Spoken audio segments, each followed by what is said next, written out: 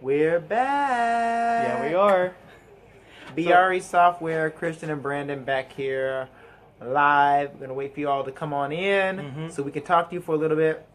Have any questions, any comments, any concerns, post them. Let's talk about it. Today, Brandon's going to be doing the bulk of the talking. As you know, he's a Nintendo guy, and he wants to talk to you about the Pokemon Game Boy Advance batteries, the do's and don'ts, the whatnots of those, and link cables, and all that has to do with those. So if you have any questions about those, any Pokemon batteries, Game Boy Advance batteries, anything related to that, chime on in, type it, and we'll talk to you. So, Brandon, go ahead.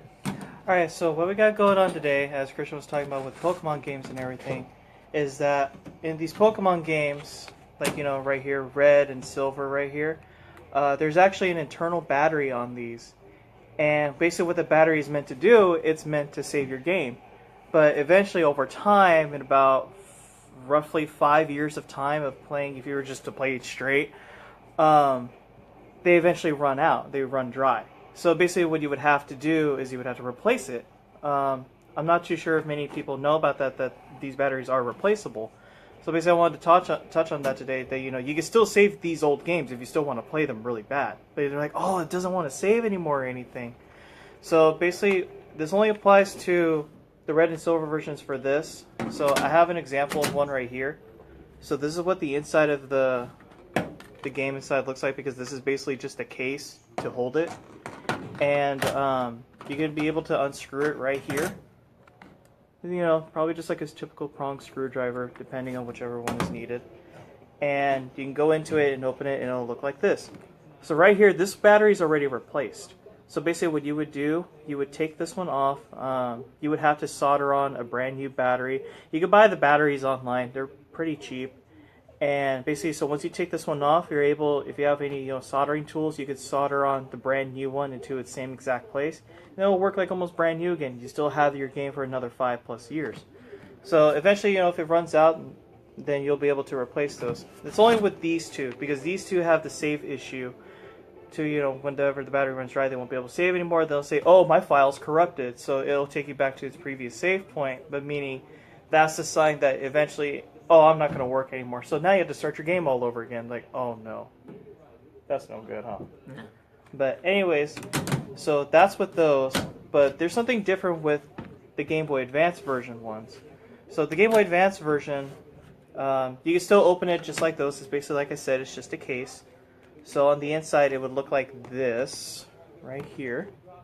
The battery would go right here. We just took this one off, so I wanted to show like basically how it would look without it. And you would solder it right here onto this black part, and then solder points right there, there, and there. So once you do those, you can put it back together, close the case, and, you know, rescrew it, then everything would be fine. But the difference is with this, with the Game Boy Advance version, it's okay if the battery runs dry. The reason being is because with the internal battery for the Game Boy Advance versions of, like, you know, Ruby, Sapphire, Emerald, Fire Red, and Leaf Green, all those, their internal batteries run time-based events. So, like, for example, if you were hunting Feebas on Ruby, Sapphire, Emerald, he has 6 different spots that he appears on the map at certain times of the day. So basically you would use the time to go find it. But since that doesn't work anymore, time-based events wouldn't work anymore, you could just find them in that one spot forever, and it doesn't matter.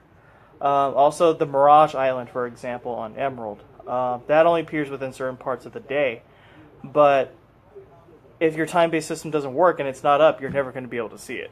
Because since it's run on a time-based system, and your clock is basically forever stuck at whatever time, you're never going to be able to see it again. But the only upside to it is that you can still play throughout the game entirely. You can still go beat the Elite Four, you can still go catch Pokemon and everything, and still beat the game regardless. And you can still save your game and everything will be fine. Just like I said, any time-based events won't work anymore.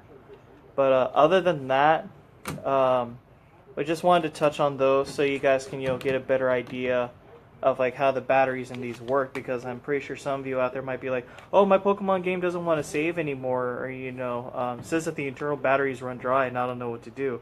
Basically, this live feed was basically help explain to you guys that, you know, you can still save your games just by replacing the batteries for them.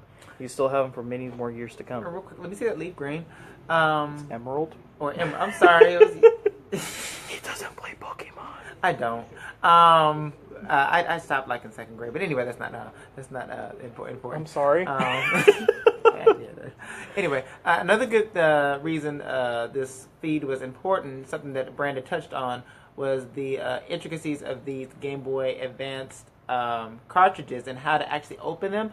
Because something that I've encountered, which I don't want any of you to fall prey to, is people actually opening these, taking the batteries out, re-closing them, and selling them. So if you can, go back and watch this again and pay attention on how to actually open these, so you don't get hoodwinked on buying Pokemon. And it's really popular with these, especially with these Pokemon Game Boy Advance games. So you don't get tricked into buying a game that doesn't have a battery in it. So. Yeah, because they could like put there was like a little black block. Yeah, right. Yeah. Yeah, they put like a little black. Almost like it was like a plastic. Yeah, almost. see, yeah. They basically in the place of the battery to make it like, oh, it works just fine and everything. Then they just sold it to us. But we really can't look into the batteries. Once we're right here, right at the front, because it's like, you can like barely see through because like right here it's like a little like yellow hint too.